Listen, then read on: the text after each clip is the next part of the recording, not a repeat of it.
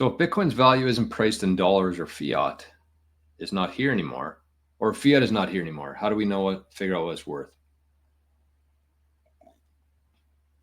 So basically what you need to understand here with Bitcoin is that it's going to reprice every asset on the planet.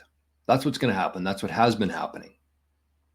It's going to reprice real estate, gold, your salary, prize money. It's going to reprice everything. And so I think that there will be probably fiat in the future. I don't know if it'll be similar. I think that most countries' currencies are going to be backed by something now. So the value of their currency will be based on how much Bitcoin they hold, right? So even in that way, Bitcoin is going to reprice everything. But I want you to think about this. Forget about the total assets in the world. Forget about the total fiat system, because everybody says, like, how could Bitcoin hit $1 billion if there's only $900 trillion worth of assets in the world? It doesn't add up, right?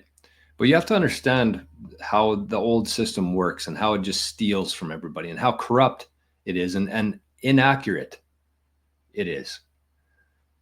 Just think about one example here. Think about how many houses are on Earth.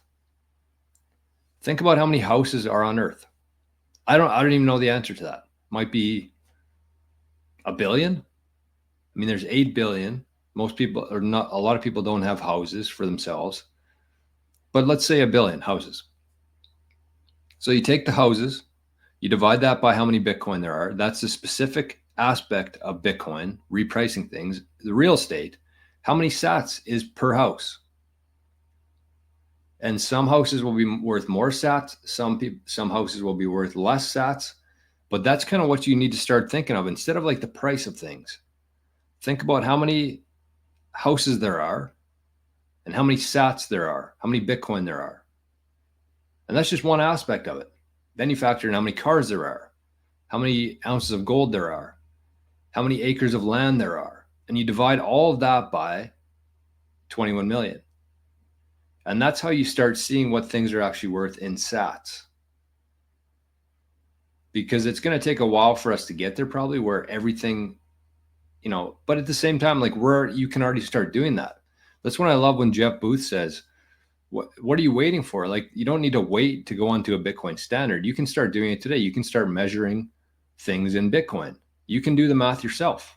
And it's not the fiat price versus the house versus Bitcoin. It's like, how many houses are there? How many Bitcoin are there?